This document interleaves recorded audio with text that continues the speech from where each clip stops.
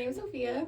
We're working on a template for the website, and it's kind of like 2000s theme too. So it's kind of just saying like, okay, what is stay away from, and the symbols. They use. So more symbols than anything. So the website's pretty hard to navigate, I'm guessing. Yeah. Okay, we're gonna have to like start that from the top because you're just not in frame. That's so fun. Yeah. Like that. I'll make a ringer. No, you're good. Okay, so start again and just say. So get the right name. Yeah. Right, so, and then don't lean back in your chair, or else you're gonna fall out. So yeah, we're good. All right. So can you go first, Sophia, and introduce yourself and tell us, what you're working on? Okay, my name's Sophia. Do I look at it? Or look at us. Okay. Or the. Okay, my name's Sophia. For our part of the portion where me and Michelle and 2 other people are working on is the template for the symbols of like extremists and what they use and what they mean. So what to stay away from, or the most popular symbols that they're using, and go in depth with that. Sure. Michelle, you want to carry on? Maybe something. Yeah, they're okay. My name is Michelle. They're working on a template, and me and Kyoko are working on like little visuals, like making our own logo for the Anti-Extremism Extremist Club. Yeah. And yeah. How's that logo looking so far? Is it coming along? It's going good. I just sent Dr. K the final designs for the stickers. Okay. And there's like a bunch of like color variations with that. Mm-hmm. And I'm gonna start working on the buttons as soon as I get home today. Okay. And yeah. Good. Yeah. I like that. Zoe, Quinn. We are working on a satire infographic video to avoid incels. So basically, it's just a 2000s how-to video on how to avoid like incels and any extremists that would pop up if you went on the internet. Basically, I had just finished like writing like foolproofing the scene a couple days ago, but we plan to start filming today, and that should go as well as you expect it to go. Yeah, I'm Quinn, and I'm working on the website to put everything together. So the Anti-Extremist Club .club is the website. And we should put a link of that on the screen right We here. will. It's me right there. Yeah, perfect, right there. And it's a early 2000s themed website, so it's very basic HTML, CSS. Like, it's just like, you look at it and you're like, wow, that's a little hard to look at. But, but that's the goal. Right, yeah, that's the goal, right? It's supposed to be a little extreme. A little extreme, yeah. And everybody's content is going to go on there. So this podcast will be on there. The infographic will be on there. The artwork will be on there. Everything will be in one place where you can go and like say, hey, this is a database of stuff that I want to learn about. Awesome. So if you guys would be willing to share like some of the inspiration, like we'll go back to Quinn with the website. Like, where did you get some of the inspiration for like the details and like setup of your website? Yeah, so I've always thought that the like very first websites on the internet were like they were very charming because there wasn't any of the like flashy graphics or like minimalism that exists today. It was very straightforward. It was links, it was images, it was a button occasionally that would take you to a different page. Everything was very bright and bold. So I took a lot of inspiration from old websites like that. Some stuff I found on Newgrounds, just like examples of like just people's personal websites they made back in the day. They were like, hey, this is my website, here's some like art I made. I also took inspiration from the Heaven's Gate website, which was a cult. And they had this website that was pretty wild. It's just covered in bright colorful links and like a star background and like a big exclamation point flashing at the top. And I looked at it, I was like, wow, it's crazy that this still exists on the internet. And I was like, we should like emulate that a little bit because we're trying to parody it. So Quinn, the Heaven's Gate website's still up. It's still up. That's surprising. It's still there. Crazy. That is pretty crazy. You can still buy their book. Yeah. Which is wow. ridiculous. The fact that you can still go to that is insane. Yeah. Zoe, what about you with your infographic? You based it off this one like how-to video I saw about like when I was like a little kid. It was about how to like it was about like how to not get kidnapped, but that's besides the point. Okay, Right, the vibe was there, and This I was was inspiration. yes, the vibe was there, and I was like, this is so cool. It would be so funny if we did this too. So I just imagine like and since it's like a college like a project, it would be bonkers to just put whatever I wanted into the film without like being able to have any like sort of limits other than like just write it, and if they approve it, it's approved. Like, it's more of the way it's structured that I thought about like doing it on incels. Mhm. Like, if I wanted to do it on any other like type of extremist group, I don't think it would have been as fun. When it came to writing about like incels and like people that were online, like misogynists and stuff like that, it wasn't particularly like something that I was like super interested, not incel, sorry, talking about any other extremist group. It wasn't exactly something I was interested in, but like writing about incels just to solely make fun of them is just like super fun to do. Yeah, it's fun, like being able to poke fun at something you don't agree with, and Oh, you yeah. got full creative control, right? Oh yeah. So yeah, that's definitely gonna be fun. I'm excited to see that. Sophia, where'd you guys kind of get your inspiration from? We got it from Quinn for the 2000s theme of the template. And then we kind of went based off Graham Plattner, how Dr. K was talking about in class. Mhm. So kind of saying like, what if a person doesn't know a symbol is from an extremist group? So what do you do? Or how to kind of like just go in detail of saying like, okay, this and that is different from being in a group than being in an extremist group. Right. Yeah. Michelle, your logos? Yeah, I am. So like the whole point of our anti-extremism extremist club is that we're super extreme about anti-extremism, right? Right. And so we thought that, you know, there's like the cute but deadly animals, right? Because like animal as a mascot logo, and so we started. I see someone out there looking. Sorry, Oh, like yeah. straight at me. Okay, I'm so sorry. And so I started looking up like cute animals, but then I kind of forgot the cute and deadly aspect. But we thought we could find a cute animal and draw it, but like make it slightly like unsettling looking, Yeah. kind of uncanny. So I came up with 3 animals. I didn't come up with them. I found 3 animals: the rabbit, the manatee, and a capybara. Except I suck at drawing capybaras and they look ugly. So that was off the table. Okay, that's gone. And then the manatee, I thought about drawing it because like there's something about them that they like can't get angry at you, and we're supposed to be like super extremely kind and understanding and like very adamant about not joining extremist groups. So, but I think that would have been harder to explain. So I picked the rabbit because rabbit holes and like radicalization online, that kind of stuff, and because I feel like that's easier to explain. Yeah, I think you picked the right one there. I think that works perfectly. All right, so in your Sorry, view, what do you guys think? My Anyone throat can was answer this. decaying. I'm sorry. Okay, you're good. You're good. You're good. Scoot it a little bit. Yeah, let's scoot in a little bit. All right.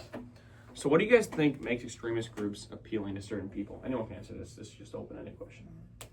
They probably feel like they fit in there when they're like they don't fit into like society. Yeah. They probably feel like, oh well, I'm heard here.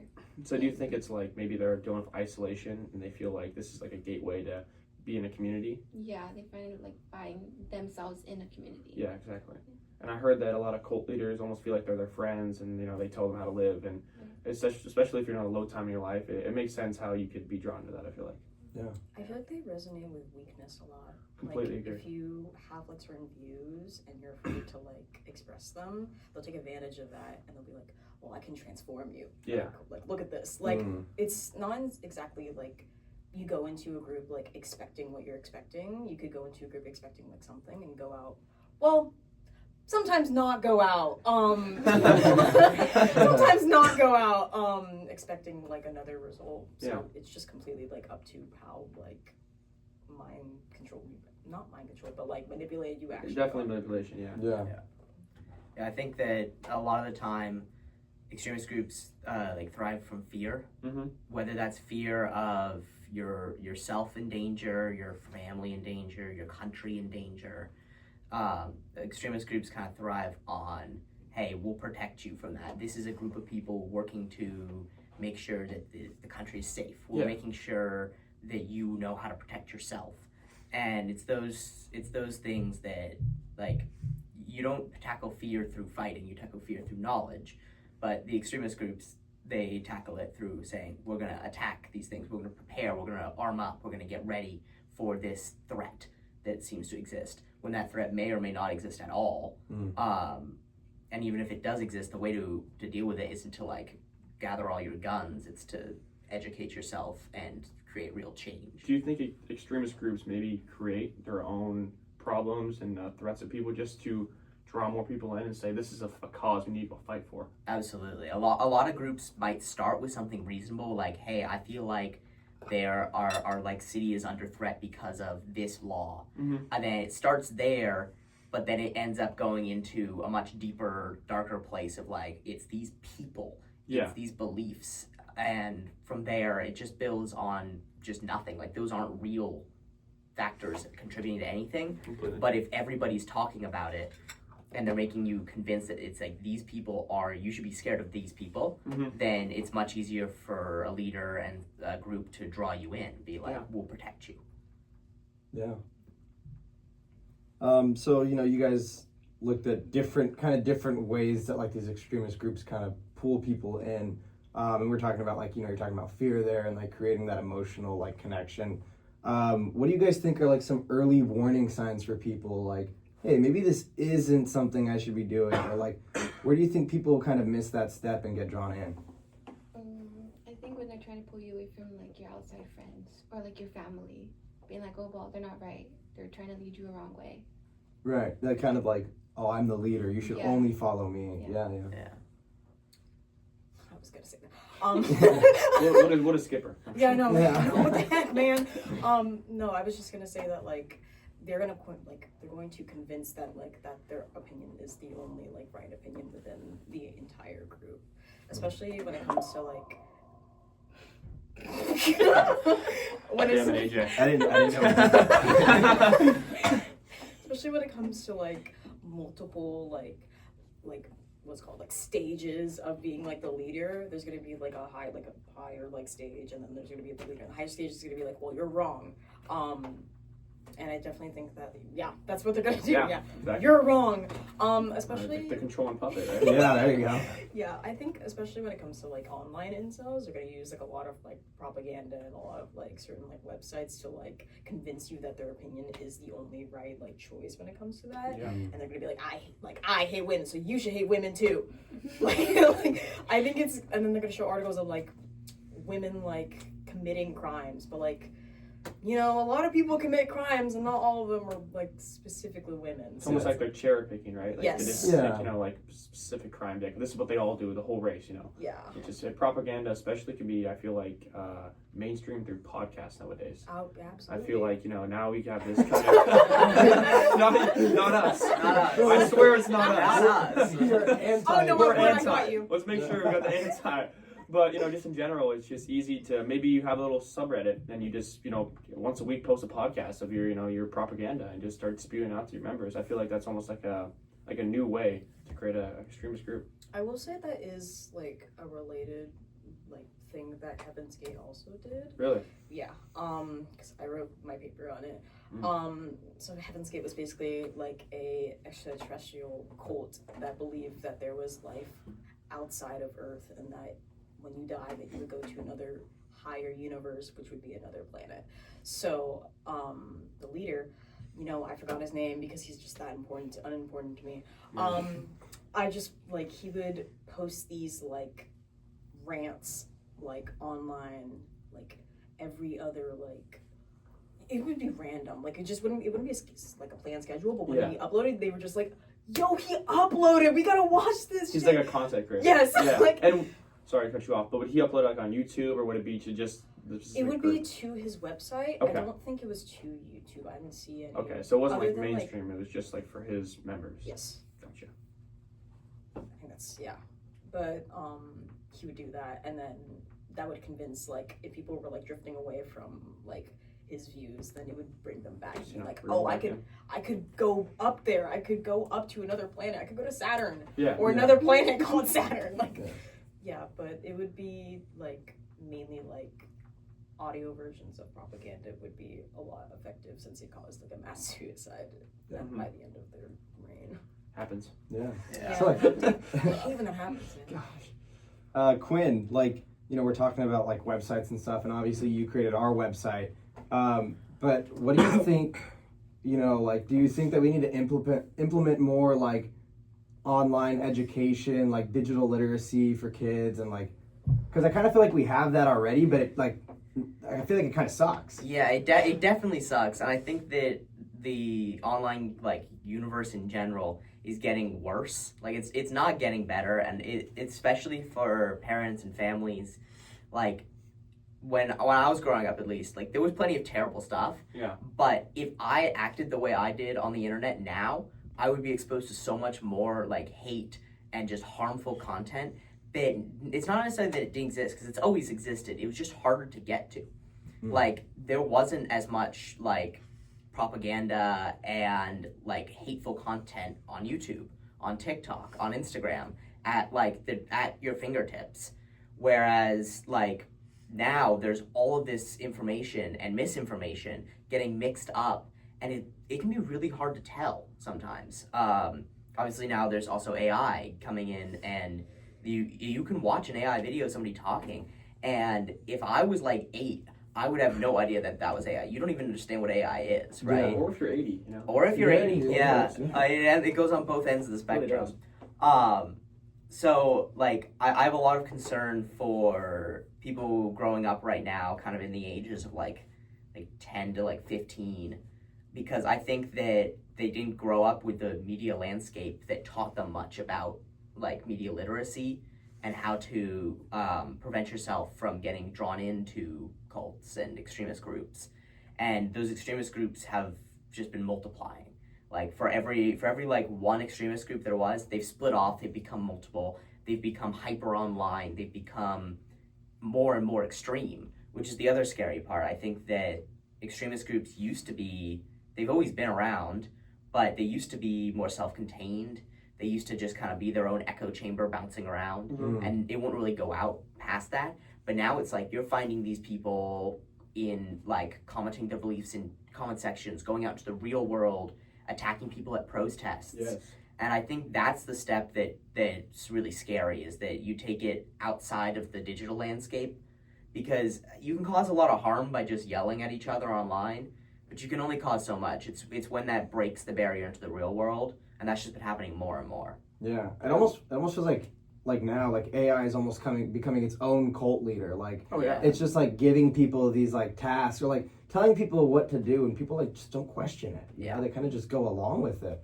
And I think that's kind of what's like scary for me the most, in terms of like coming across, you know, this like kind of media like on an everyday basis, you know. Yeah. And Quinn, sorry to cut you off. Was that you who mentioned in class, you know, about the 13-year-old that killed himself because the AI bot told him to? That wasn't me, but I remember. Yeah, I forgot who brought it up. Yeah. But it's a crazy thing that, you know. I think it was Dr. K. It might have been Dr. I think K. it was, Yeah. yeah. It's crazy that AI has gotten to the point where it can almost convince someone to do that. You know, and Yeah. I understand that that's happened before. You know, it's like, but you guys remember Slenderman? Absolutely. It's kind of like that. I feel like. Yeah. I feel like it's basically the new version of that. Yeah, there's actually a great video by Eddie Burback where he basically committed like his life to an AI. He like cut off all of his family and friends and just listened to what an AI, and he basically tried to convince ChatGPT that he was like a genius baby. Wow. And it just worked. It just listened. Like it'll listen, it'll reaffirm anything you say, which is ridiculous. Like you don't have to try very hard. If you just be like, I'm struggling with this thing, but I think I'm a genius, it'll be like, well, you are a genius. Yeah. And it'll reinforce those beliefs over and over. And even if you then try to question it on what it believes about you, it'll reaffirm what you told it previously. It won't even change its opinion. Yeah. And that was a fascinating video, because it was just scary how quickly it was just like, yeah, go do this. Yeah, go do this. Yes, people are following you.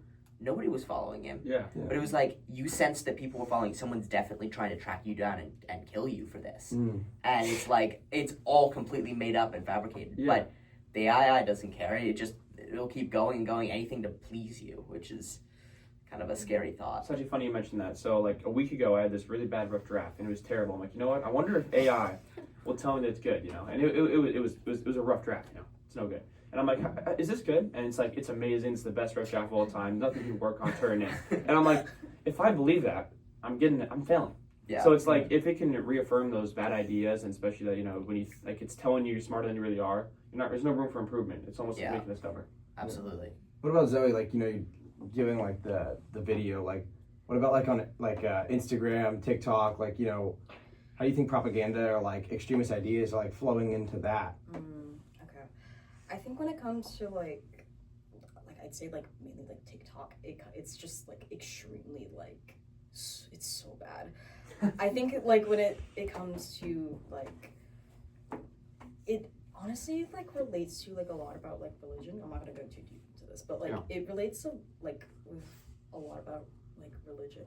Like when it comes to like reciting certain like Bible verses, some people I could tell, I'm not religious personally, but I could tell that some of the prompts or some of the excerpts from the Bible were AI, and everybody was just eating it up. Wow. Just like, what?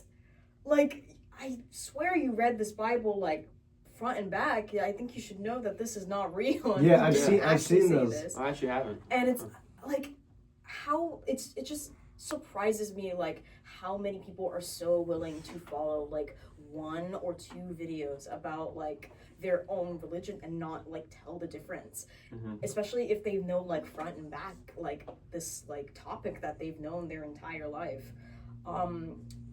I for my whole life I have been like around like a voice acting like family. Like, I've been around like an actor family, and so when it came out to like, you know about like the AI model that they're like trying to like produce and like send out, which is like ridiculous. I was like, there's no way people are actually going to like receive this like positively. And I saw everyone was like, oh, I can't wait to see her. And I'm like, well, you can't see her because she's not real. Yeah. And I just had so many arguments in the comments about that because like they're just like, I can't wait to see her. Like I can't wait to get her autograph.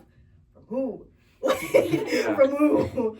But it affects so many people's like judgments when it comes to like seeing things that like can be real, but they're altered very slightly, and that can change an entire person's perspective when it comes to that. Well, I mean, no, everybody knows that the actor's AI, but like, you know, old people don't know that, okay? Like how easily we're brainwashed. It's crazy. Like it's so easy for people to follow like a formula and just go with it. Yeah, I mean, it's comfortable. It makes sense, right? Like, yeah. if you enjoy the content, it's comfortable to watch. Why would you question it? It's kind of like a what's it called, like an offhand like type of peer pressure in a way. Completely, yeah. Like if you don't have like a general like opinion like over like the people, then like you're going to get hated for it. Especially if it's like an opinion that's like completely right, but not more like okay, statistically right, not morally right. People will hate you for that, and like depending on where you are, okay. But like sometimes it gets so bad that they're sending death threats to you. So I'm like, yeah, like this is insane. Like why are you following this formula so blindly that you can just follow this and not think it's AI? But that was basically the formula of why I wanted to do it, mainly on like a video platform, if anything. Yeah. Michelle, what about the logos? Like, you think logos have a big impact on like drawing people in, or like? Yeah. I think. Sorry. No, go ahead. I was just gonna say, like, I think for me at least, I think logos like give people like a sense of belonging. You know? Yeah. Well, yeah, I think logos can do a really big part. And for my analytical investigation paper thing, I was looking up some logos, and the 3 examples that I found, or some of the examples I found, was the swastika, and I compared it to how the Nazis used it and versus, before they used it. And what else did I do? I think it's called the Blood Cross, and the KKK use that. And I think it's really, because swastika before Nazi Germany used it was like a symbol of like good fortune and well-being. And I thought, well, I mean, I didn't know, because I didn't know this stuff before I was researching it, and I thought that was really interesting. And some like travelers came over and saw that. They were like really fascinated by the symbol, and they brought it back, and it was actually like used commercially and like as advertisement. Like it was placed on like a lot of products. I think there's something about Coca-Cola using the Hindu swastika, and I'm like, oh really? wow, yeah. And then how did Nazi Germany? I'm forgetting. They saw some like German, researchers found that their language and this ancient Indian language had a bunch of things in common. And so they like theorized or imagined this like race that linked Indians and Germans, and I forgot what they called them, but they imagined this like superior race. And because of Germany's like standing after World War I, and this need for like pride or national pride, and like that's the word. Yeah, just pride and need to stay together after the war. They decided to use the swastika as a symbol to try and go back to that superior race and well, you know, what else happened. And so they used that, and then of course World War II happened. And then I talked about the white blood cross that the KKK used. I think it's an interesting symbol because the symbol is like there's a circle and there's a cross on it, and there's like a what's called a blood drop. Yeah. And I think it's interesting that the way the KKK was all about like white supremacy and like purification, and you know, kind of like embodying this role of being the victim, right, and trying to, you know, cleanse stuff. I think it's interesting that they use like religion and like themes or motifs of like blood and community, even though this community is, you know, very extreme and have not good, very bad beliefs. This need to, you know, stick together, and how logos kind of unite people. Yeah. It's interesting how you mentioned that, like how like extremist groups victimize themselves. I think that's completely true. Yeah, I think also logos and symbols are used as like a dog whistle, basically, for inciting and showing other people what you're a part of.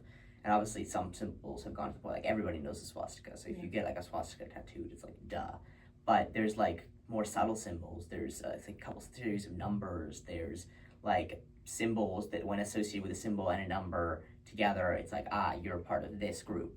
And it's like, to the average person, you see that it doesn't mean anything to you. But if you're part of that group, it means something to you. So then you can go talk to that person, and that's kind of how groups form in the real world outside of the internet. So something might start on the internet. You say, hey, when the number 444 and like this star means like, is like a symbol of our group. You get that tattooed on yourself. And it's like, to everybody, it's just 444. But to the other members of your group, it's like, hey, that person shares my beliefs. Niche reference. Yeah, exactly. It's a niche reference, but Niche references. Yeah. I know we kind of talked about it a little bit earlier, but like, do you guys feel like there's right now, like in today's world, do you feel like there's a certain like age group that's like more susceptible to like falling into these like extremist beliefs? Millennials? Yes. Specifically, like, if I could get a good age range. Like specifically people that were like that are older than like 40, usually sometimes 35. I've seen a couple 35-year-olds fall for AI propaganda. Definitely a lot of like younger audiences, since the internet's like really rough right now, and it's very like blatantly like not what's it called, subtle. And then like I haven't seen as many old people, but I definitely do think that they fall for propaganda a lot. I feel like our age group, oh man, I feel like our age group doesn't fall for it as much. I would say, since we grew up with it and we've kind of seen it evolve over time, I feel like Gen Z might be the best at avoiding it. Yeah. I definitely, although I think that our age group probably has a lot of people who are falling for maybe smaller things of propaganda. I know, like, a lot of people get all their news from TikTok, and it's really easy for that TikTok news to just be like absolute junk. Completely. Yeah. So I think there's a lot less people in kind of the Gen Z age range who are falling into extremist groups, but a lot more that are getting highly misinformed all the time. So I don't have TikTok. I've had it for like 2-3 years. I remember like back in 2020 when it was like propaganda was everywhere. Is it still like that? Is the app still pretty much that way where it's like you get in a rabbit hole and just feeds you that over and over? It's a little worse when it comes to like political propaganda. Yeah. Also like that weird thing where like if you're speaking about a certain subject and then you scroll for a bit and it pops I'll get that up on 5 Instagram minutes too. afterwards. Yeah. Right. Yeah. Like, I was just talking about this, right? But it's just so, because I feel like people in the comments for TikTok are just so heartless. That's what I've heard, yeah. People are just so not afraid to say something with the expectation of like completely like making people angry. It's like, yeah. And it's like some of them are crazy. Like some of them are like full on vulgar. Like looking for a fight, looking for an argument. Absolutely.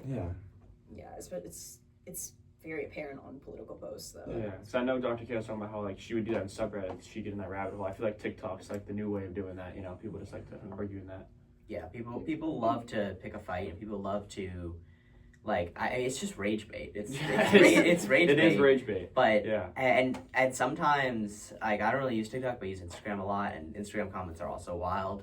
But Instagram has a larger range of like some older people. Yeah. So sometimes you'll come across a post and it'll have like a comment by like a 45-year-old man with like a beard and an American flag in his like profile picture, and you just know that comment's gonna be terrible. It's the kind of stuff I'm used to. Yeah, and you look at that comment and it's just like, what are we doing? Like, this is insane.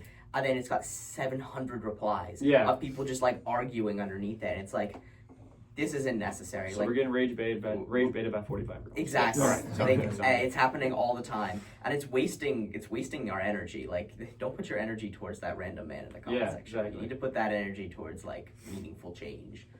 Yeah, I also think like the extremist groups are like, or like these extremist ideas are definitely playing on like this new generation of like just shorter attention spans. Like TikTok, it's like I think max is like a 5-minute video, but usually most are like under 2. And then you have like Instagram Reels where it's like the same thing, and they're just able to just drop in like just a little bit of like, hey, think this way, but it's just like that quick hit, like it's just like there and then it's gone. But I feel like those ideas are like still staying there, and then like especially for us, like when I was doing my research on podcasts, like you find podcasts not just from listening to them, but like also on Instagram Reels and TikToks where they have clips. You'll find clips, yeah, exactly. That's how you find most of them nowadays, I feel like. Yeah, and then people are just like we said earlier, like piecing together what they want you to hear. Exactly. And like maybe you don't get the whole context of whatever conversation somebody was having. And maybe somebody comes back and is like, no, that's wrong, and then turns out it is wrong. But guess what? You didn't hear that. Yeah. I mean, especially like clipping like podcasts, you can just take everything out of context. Yeah. It's actually crazy. Yeah, I mean, I think, like, for being a group collectively that's, really focused on social media and technological influence, I think that has had a huge role recently. But, I also think that, like, there's, like, Michelle, you're working on, like, the buttons and stickers, too. Like, we're talking about the logos having, creating that, like, connection. What do you think, like people are getting these influences from, the internet, from these social media sources, like, how do you think people are, like, physically acting on them? Like, do you think that they are physically acting on them? Like, are they taking these ideas and doing something with it? Or do you think most of the time it's more just like, I hear it, but I don't actually do anything with it? like maybe, I mean, there are like cases like, for example, incels where there's like, where they take it upon themselves to do violent acts. And like, you know, I mean, I did my first analytical investigation on incels, and they try to start this thing called the incel rebellion, and like, Can you go into detail on that? What's the incel rebellion? oh gosh, I would have to pull up my paper Yeah, no, because it's okay I if you am can. literally forgetting everything. But there was this tweet by some guy. He like had enough of being single or whatever. Okay. He's like, that's it. I'm going to shoot up this place. Oh. This is Right. the incel rebellion, hashtag incel rebellion. And, you know, it was like a attack, like a, what's it called? It stood by itself. And some other incels just kind of like followed up on that. I forgot what the question was, I'm sorry. Oh, I was just asking if you can go into detail on Oh. incel rebellion. 'Cause, Yeah. And before, when we were talking about what age range we think are more like susceptible, more prone, sorry, I can't speak, more prone to extremism, I think particularly in, stop making fun of me, I'm trying my best to speak. I told you guys this would happen. I can't speak right. I think it's interesting to see the rise of incel culture and like the manosphere, especially with like young boys. I've been seeing that a lot, and it's kind of scary because, you know, like AI propaganda, I see that, and it's, for me as someone who can like spot AI, it's funny to see like old people falling for it, but it's also like Yeah. kind of concerning.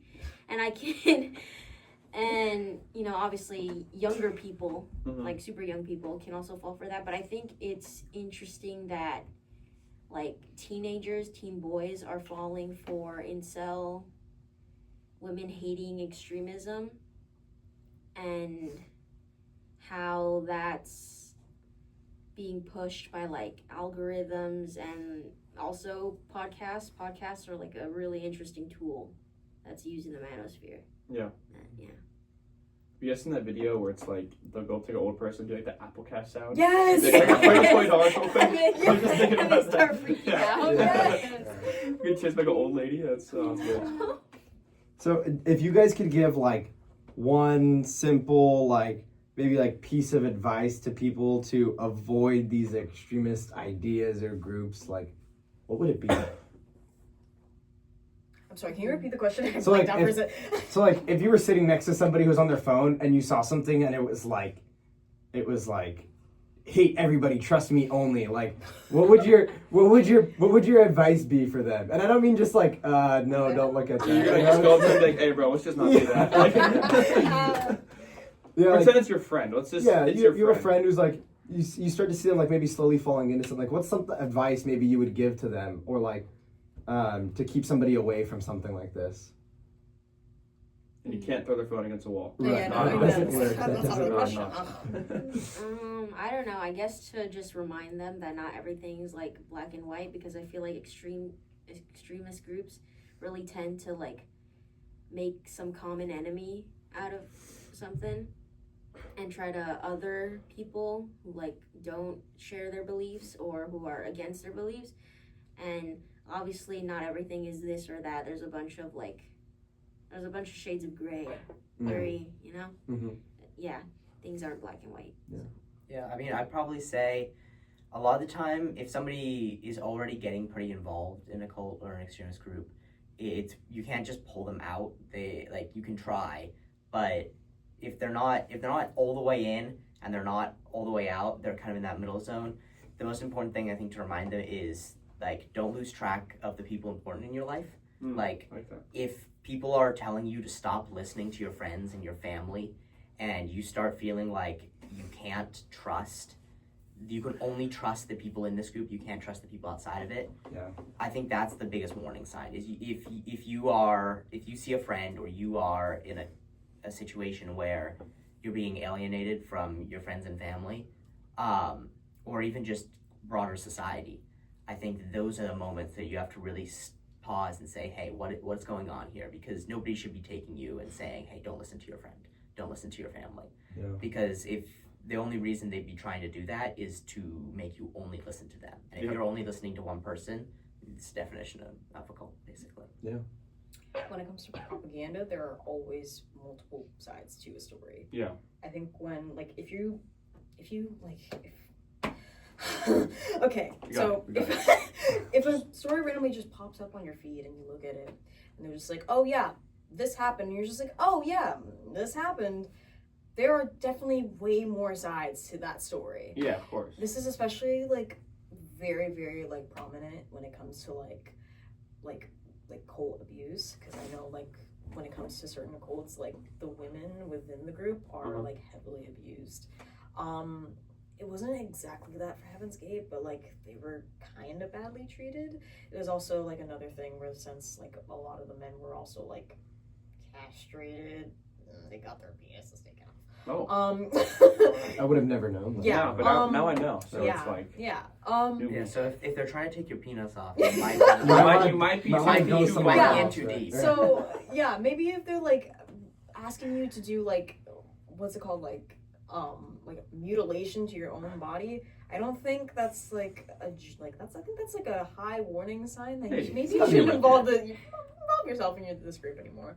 But I know cults will go so far to make you do like crazy shit. So I know that it would be really difficult to like, if you're already that deep in, it would be really difficult for you to just like walk away from it. So I'd say like if you were to be in that situation, there are definitely like multiple stories to be told within that like circle of people, and it won't always be the same like rhetoric. And I've heard you can't walk away from a cult. Like, you guys want to do all the research. Is this true that you can't just like get up and be like, I'm done? No. Yeah. So what will they do if you try to do that? I mean, it's not necessarily that, like, sometimes you physically can't because Gotcha. you and a group are living in the same place. Oh, okay. Or Yeah, you're yeah. being forced to live somewhere and you've gotten all your, like, personal belongings taken away because you're living with the cult as a family or whatever. Mhm. In that case, you physically can't leave because Yeah. it's where you live, it's where your food is, it's where everything is. Sometimes it's more of, like, a metaphorical you can't leave because, like, This is the life you know, right? it's the life you know. You don't know how to live in society anymore. You might have been there for years, maybe even a decade, Mhm. and spending 10 years in a completely different world. It's like learning to speak another language, learning to live in one country, and then trying to move to a completely different Yeah. place. And that different place is just like the regular world, but the regular world Scary. is terrifying when you've spent the last maybe like 10 years listening to one guy who just solves all your problems. And then sometimes it's kind of a mix in between, right? It's like you live at home, you live by yourself, whatever, but you go to these meetings every day or every week. And it's like you feel like if you don't go to those, you're letting people down, or that people might try to come and get you, track you down, bring you back. And that's also difficult because that's like a scary thought, right? It's Yeah. like if I don't go to this, what's going to happen to the other people there? What's going to happen to me? Are people going to come and get me?